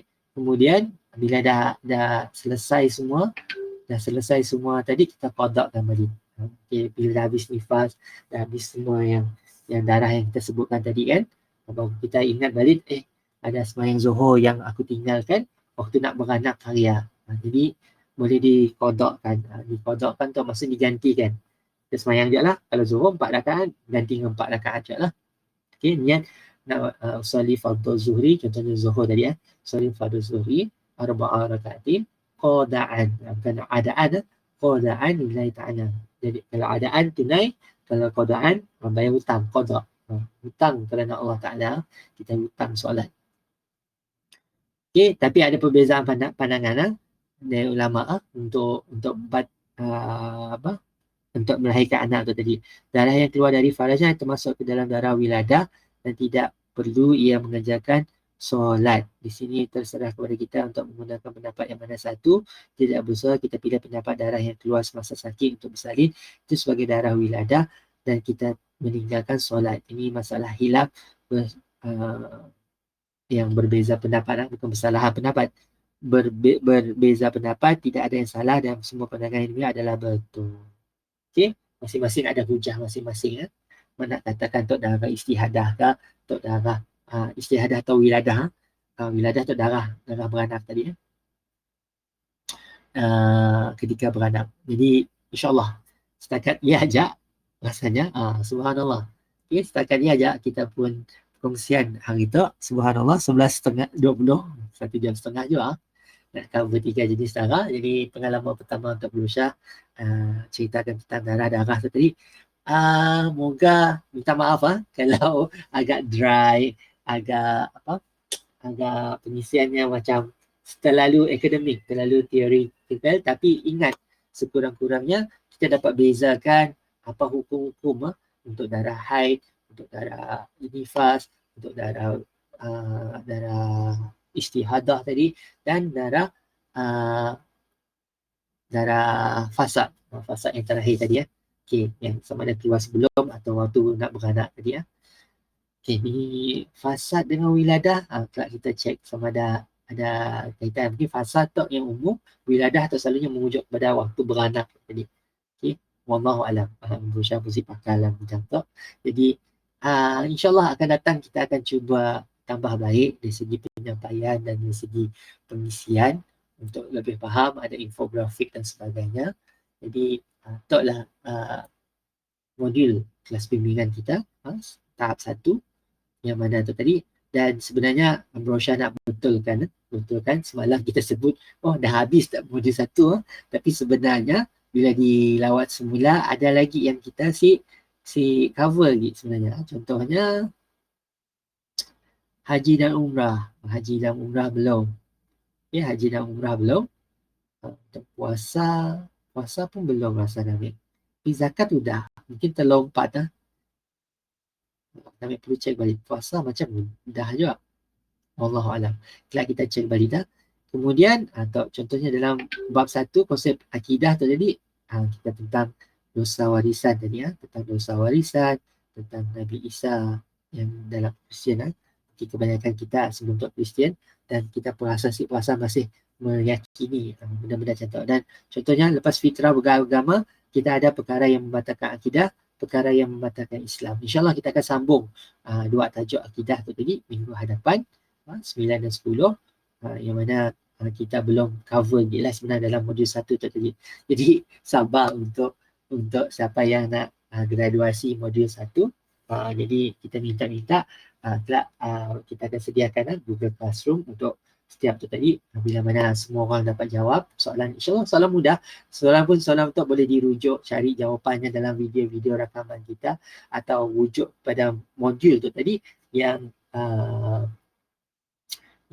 tu tadilah yang boleh dibaca modul tu tadi Jadi insyaAllah minggu depan kita akan masuk pada tajuk perkara yang membatalkan akidah. Okay. Maksudnya sekaligus membatalkan akidah dan membatalkan Islam yang sedikit. Jadi bila mana perbuatan yang sedikit perbuatan atau perkataan yang kita ucapkan. Sedar kita bila kita menyakini satu kuasa yang lebih daripada Allah atau kita meminta pertolongan selain daripada Allah, maka ia akan menyebabkan akidah kita benda yang boleh membatalkan akidah. Kena hati-hatilah. Jadi insyaAllah minggu depan kita akan dengar 3 perkara yang membatalkan akidah. Kat situ ada disenaraikan 10 situ. 10 situ perkara yang membatalkan akidah. Dan apa yang kita boleh ambil pengajaran apa yang kita boleh ambil pengajaran. Kemudian kita boleh masuk juga perkara yang membatalkan Islam yang sedikit. Islam ni bila mana kita masih lagi mengamalkan upacara kan, nenek moyang apa semua kan, yang mana tu tadi perlu berhati-hati insyaAllah. Buat puasa sudah semasih atas peringatan Tuan Jeffrey. Okey, jadi kami pandai lupa je. Rasanya puasa ni diberi oleh siapa? Kami kediri puasa Tuan Syarul tadi. Okay. Jadi kerana Allah kita akan sambung tajuk kita minggu hadapan untuk habiskan modul 1 tu, dan lepas habis modul 1 mungkin kita akan buat persijilan siapa-siapa yang serius nak dapatkan pengiktirafan. Kita ada hadiah je insyaAllah. Kita cuba usahakan hadiah je untuk siapa-siapa yang hadir, untuk kita ajak ramai lagi orang untuk belajar tentang Islam. Bila kita dah masuk Islam, kita dah lama Islam, bagus juga sebenarnya kita cek semak semula ialah zikir kita cek semula apa yang kita pernah ketahui atau pelajari itu tadi insyaAllah. Jadi terima kasih sekali lagi banyak-banyak kepada semua yang hadir, Tuan Jeffrey, Kak Fikah, Kak Siti Hajar, Kak Suraya, Kak Farida, Kak Zani dan Nur Meling. Subhanallah, Nur Meling. Jadi kena Allah, kita doakan kesihatan untuk semua yang bersama kita dan siapa yang tidak bersama kita dibukakan hatinya untuk ikuti kelas-kelas kita pada akan datang. Jadi sekarang tu dengan masa yang berbaki 3 minit, Abu Syah nak tanyalah kalau ada siapa-siapa yang ada soalan, nak bertanya dan sebagainya, kita persilakan. Mungkin berkaitan dengan tajuk kita hari tu tentang darah atau open aja pun saya tak masalah. Kalau saya ada apa-apa, kita boleh tangguhkan terus kelas kita hari tu insyaAllah. Alright. Jadi harap semua sihat. Boleh buka kamera. Siapa yang bersedia untuk buka kamera. Rasanya kita sih pernah lagi bergambar kelas, bergambar hadiran kita lah. Mungkin untuk kelas minggu depan boleh bersedia. Siapa yang hari tu mungkin, siapa yang bersedia hari tu kita boleh gambar sikit. Just menarik lagi ramai dalam kegiatan untuk hadir kelas tadi. Okey, ada soalan? Nak bincang-bincang, Tuan Jeffrey, apa pandangan kita belajar tentang darah wanita 2 hari tu? Boleh kongsi-kongsi sedikit? Ke masih driving? Tapi macam menumpukan perhatian je lah.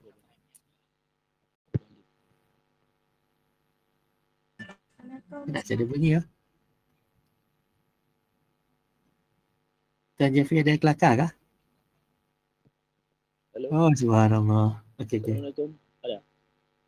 Okey, kalau saya ada apa-apa, okey. Kalau saya ada apa-apa, rasanya kita... Oh, Kak Zani pun ada kelakar je. Ambil pun komputer tu yang sibuk bunyi ya. Saya ambil tukar jadi speaker. Okey. Dari TV. Oh, Waalaikumsalam. Okey. Kita nak tanya apa Zani? Okey, kami nak nanya.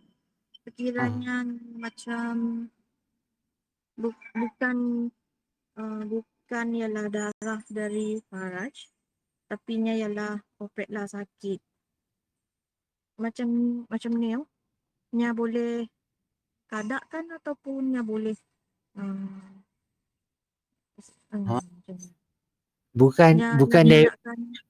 bukan daripada Faraj maksudnya daripada belakang. Belakang ke ataupun operate ke? Operate. Okey, untuk darah-darah yang selain daripada yang kita bincangkan hari itu, darah wanita, ya yang darah luka lah, kitab madah tu nah, darah daripada luka dan sebagainya. Kalau darah daripada luka dan sebagainya, sepengetahuan kami lah, untuk lah. Untuk darah luka, kita hanya perlu, bila bandage tadi nak, dia akan menahan luka ya kan. Jadi kita usahakan untuk bersihkan bahagian luka. Kalau si boleh kena darah, janganlah dibuka bandage sengaja nak cuci, nak ambil wuduk kan. Saya ada istilah, si boleh sembahyang untuk yang luka tadi, yang operate. Tapi sekadar mampulah. Kalau yang operate tadi, operate jantung ke, operate paru-paru ke apa semua. Cara sembahyangnya masih fardu ke atasnya. Masihnya perlu tunaikan sembahyangnya tadi. Walaupun dalam keadaan sakit. Yang diberi cuti hanya untuk darah wanita tu tadi. Darah haid, darah nifas. 2 igit darah tu je yang diberi cuti terus. Si perlu diganti pun sembahyang. Tapi yang lain-lain, contohnya kalau kita tadi tengah operate, tengah waktu zuhur, masuk waktu asar, pengsan tadi nak si sedar, dalam keadaan macam ya si dapat bola apa-apa, tapi kita masih diwajibkan juga untuk qadakkan balik sembahyangnya. Okay? Kita tahu kita kita qadakkan, bayar balik hutang sembahyang kita. Jadi hubungan sembahyang tu tadi sangat penting, hubungan kita dengan Allah Subhanahu Wa Taala. Bila kita ada rasa berhutang dengan Allah, ini akan menyebabkan kita lebih dekat dengan Allah Subhanahu Wa Taala. Jadi pentingnya kita tadi untuk jaga sembahyang kita, walaupun tadi sakit macam ni sekalipun, kena usahakan untuk sembahyang tu tadi Boleh boleh menjawab soalan. Jadi kalau kita luka, macam luka kat tangan kan semuanya, masih mesti sembahyang. Kalau luka kat dada pun masih wajib untuk sembahyang. Tapi ikut kemampuan. Kita ada rusah sembahyang kan. Rusah tu maksudnya kemudahan untuk sembahyang. Kalau si dapat sembahyang berdiri, sembahyang duduk. Si dapat sembahyang duduk, sembahyang baring. Mengiring dan sebagainya kan. Jadi ada cara. Si dapat juga sembahyang berdiri, duduk dan baring tadi, isyarat mata. Jadi isyarat mata yang jadi kewajipan. Jadi untuk istilahnya lah. Jadi sebab ialah bila mana kita tinggal waktu sembahyang, kita boleh qadakkan sembahyang. Tetapi ada hilaf perbezaan pandangan. Ada yang madah kalau dah terlepas lah. memang si dapat dibayar hutang-hutang. Tapi kira berdosa lah bila mana kita meninggalkan sembahyang secara sengaja. Secara sengaja. Tapi kalau si sengaja, macam kena operate tadi, accident kah apa semua kan, terlepas untuk pengsan 2 hari, koma 2 hari kah apa nak, kita sit sembahyang apa semua dalam waktu yang 5 waktu, sitlah kita dihukum atas yang tadi. Tapi sebagai rasa iman takwa kita bayar balik. Kita bayar balik dengan sembahyang qada tadi. Atau pandangan yang berbeza tadilah. Bila mana kita ada rasa tadi, kita ganti sembahyang tadi. Boleh menjawab soalan Kak Zani? Boleh ya? Boleh insya-Allah.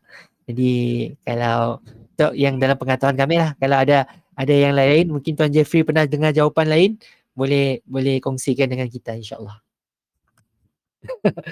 Kita banyak pakai rujuk. Tuan Jeffrey lama lagi daripada kami. Kami 40-nya dah 62, so 22 tahun advantage lah. Subhanallah. Okay. Jadi Kak Zani pernah dengar jawapan lain sih? Kalau mungkin Kak Zani tanya soalan tu, mungkin pernah dengar penjelasan daripada ustaz-ustaz yang jauh lebih hebat daripada Brosha.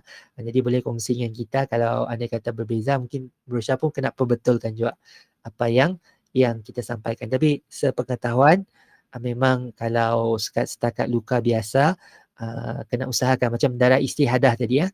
Darah istihadah atau darah fasad, bila darah penyakit, kita kena tutup atau sumbatkan tadi kan, sumbat atau tutup supaya asid keluar, ambil wuduk dan teruskan sembahyang. Jadi sama je untuk darah luka yang tadi, kita walaupun anggota kita tadi semampu kita ambil wuduk, bahagian luka yang tadi mungkin boleh kena air, masih baru dan kalau basah terbuka dan sebagainya, ambil bahagian yang kita mampu untuk ambil wuduk, cuci tadi, ambil bahagian yang mampu dan teruskan solat. Okay, teruskan solat. Kalau macam patah tangan, Brosha pernah patah tangan kanan dulu. Kanan pernah patah guguk kan, guguk. Jadi kita luar aja, kasket dia aja disapu. Sapu kasket aja lah, atau hujung jari jemari aja. Hujung jari jemari yang dapat kena air tadi kita basahkan. Okay, boleh faham? Ustaz. Silakan.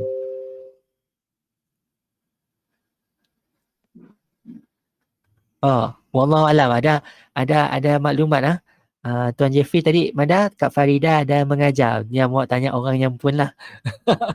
Dia ahli USK tapi kami belum dalam pengetahuan kami dia ada pola kelas mengajar Quran atau si. Tapi yang kami tahu Hajar Syida memang ada. Kita ada orang yang tanya kita tadilah, siapa yang ada mengajar tadi ya. Alright, Kak Zani tadi nak tanya tambahan ke? Apa kita nak tambah dia? Okey, kalau sekiranya nya tahu nya akan operate atau rana, nya boleh jamak kan? Okey, istilah jamak. Sebab biar kita belajar tentang jamak solat kan. Bila kita belajar jamak solat tu, adakah untuk orang yang operate atau orang yang musafir? Okey, jadi jangan guna akal kita semata-mata, boleh jamak sembahyang. Kena impun saya dah untuk jamak untuk orang yang sakit apa semua, saya dah istilah jamak. Untuk jamak tu untuk orang yang jamak qasar. Jamak tu dihimpunkan 2 waktu dalam satu sembahyang. Subuh saya dah, Zuhur dan Asar, Maghrib dan Isyak. Dihimpunkan 2 waktu dalam satu waktu, dalam satu Zuhur dalam waktu Zuhur kah, atau dalam waktu Asar, atau dalam waktu Maghrib kah, atau dalam Isyak dihimpunkan yang diawalkan atau diakhirkan. Jadi tu istilah jamak tu tadi untuk orang yang musafir. Musafir tu orang yang dalam perjalanan. Contohnya kita tadi nak driving daripada Miri ke Kuching kan. Miri ke Kuching. Jadi perjalanan yang jauh tapi sebenarnya banyak tempat persinggahan untuk sembahyang kan. Jadi andai kata kita tadi memang nak sampai cepat. Sampai cepat tadi memang saya akan berhenti kan. Saya akan berhenti, maka kita diperbolehkan. Kalau si jamak pun saya dah masalah. Boleh singgah-singgah tadi sembahyang. Tapi kita diperbolehkan dan hukumnya harus juga untuk untuk sembahyang tu tadi. Sebab kita si tahu sampai kita waktu asar ke nak. Contohnya Zuhur tadi, kita tahu. Jadi diharuskan kita untuk jamak awal-awal. Jamak awal-awal kalau kita tahu memang kita akan musafir. Dan musafir tu tadi bukannya dekat rumah. kita dah keluar daripada rumah, dah bergerak luar daripada rumah, kita singgah masjid suruh dulu, kita jamak kasar dan kita teruskan perjalanan. Jadi bukannya daripada rumah kita dah jamak, jadi untuk sakit, untuk operate tadi saya dah istilah. Tapi macam nifas tadi, macam wiladah tadi, siapa yang beranak tadi kan, cukupnya untuk menghormati waktu. Bila mana azan tadi, yang dengar azan dan sebagainya kan, sama punya mampu, sekadar mampunya pola sembahyang tadi, yang menghormati waktu, si dapat ambil wuduk ke apa semua kan. Sekadar menghormati, contohnya duduk dalam kapal terbang. Kita duduk dalam kapal, itu istilah menghormati waktu lah. Dalam kapal terbang macam ni nak semayang, nak tak ada tempat, perlu pakai seat belt dan sebagainya kan. Kita menghormati waktu, tapi bila sampai ke destinasi kita perlu sembahyang. Sama je untuk yang beranak tadi, bila dah habis darah nifasnya dan nifasnya tadi, nya dah mampu untuk berdiri, untuk solat dan sebagainya, maka wajib baginya untuk ganti balik solat yang nya tinggalkan waktunya nak beranak tadi ya. Wajib lah, kira qada tu macam wajib juga lah. Wajib bagi tak. Tapi ya tadi macam disebutkan ada perbezaan pandangan. Ada yang madah si perlu ganti, ada yang madah perlu ganti. Tapi terpulang pada kita lah, yang macam di pada dalam nota tadi, nak ikut pandangan not ni. Tapi kalau sebaiknya kita ikut majoriti. Kalau setempat kita macam ni, perlu ganti atau si. Kebanyakan orangnya pandang remeh benda tu jadi baginya si perlulah. Baginya si perlu qada. Boleh menjawab soalan Kak Zani? Jadi jangan jamak sekati lah. Jamak tu untuk orang yang jamak kasar tu, sepengetahuan kami memang untuk orang yang dalam perjalanan sahaja. Dah sampai ke destinasi, kalau kita stay lebih daripada 3 hari, masih diperbolehkan untuk jamak kasar. Kalau lebih daripada 3 hari, tentang semayang jamak lah. Tiba 3 hari, kita mesti sampai semayang macam biasa. 4 rakaat juga, 3 rakaat juga. Ya, semayang penuh. Boleh faham? Boleh faham? Jamak kasar tu selalunya untuk dalam perjalanan.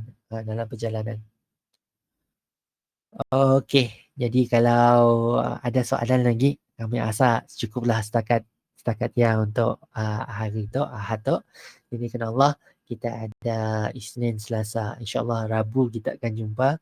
Siapa-siapa yang berkelapangan nak belajar Iqra, dan kita selalu akan pula tazkirah lah. Tazkirah lepas kelas kita sebagai peringatan bersama, insya-Allah. Jadi setakat ia aja kelas kita untuk hari itu, hari Ahad tu, 12 hari bulan 12 2021. Semoga ada manfaat daripada kita semua. Tapi yang Bro Syah tahu, Bro Syah kredit memang walaupun kita menyampaikan, sebenarnya hanya mengingatkan kita kembali. Memang ada manfaat daripada mengajar tu tadi. Jadi kerana Allah, semoga kita diberikan kesihatan, diberikan peluang untuk bertemu lagi. Apapun Bro Syah minta maaf kalau ada salah dan silap dalam penyampaian atau bahasa yang digunakan mungkin tidak sesuai, minta maaf sekali lagi. Dan semalam Bro Syah lupa nak tutup majlis dengan tasbih kifarah. Hari itu insya-Allah kita akhiri dengan sebagaimana sunnah Nabi yang Nabi ajar kita, mulakan dengan Al-Fatihah, akhiri dengan tasbih kafarah dan suratul As. Sebab pasti kita sebagai manusia kita lupa dan kita ada buat silap. Kita ada lupa dan buat silap, dan macam semalam kita nak perbetulkan juga. Okay. Untuk emas bukannya magnesium tapi aurum AU yang pun kimianya. Jadi pembetulan kepada fakta sains yang disebut semalam. Okay. Jadi pasti ada kesilapan. Kita insya-Allah kita akhiri dengan tasbih kafarah dan suratul As. Subhanallah wa bihamdika asyhadu an la ilaha anta wa astaghfiruka wa atubu ilaik. Wal asri innal insana lafi khusr illa allazina amanu wa amilus solihati wa tawasaw bil haqq wa tawasaw bisabr. Insya-Allah kita sampaikan ilmu atau pengetahuan baru yang kita dapat pada hari ini kepada keluarga kita, kepada sahabat-sahabat kita yang tidak bersama dengan kita hari ini, insya-Allah. Assalamualaikum warahmatullahi wabarakatuh. Waalaikumsalam Ustaz. 再见。再见。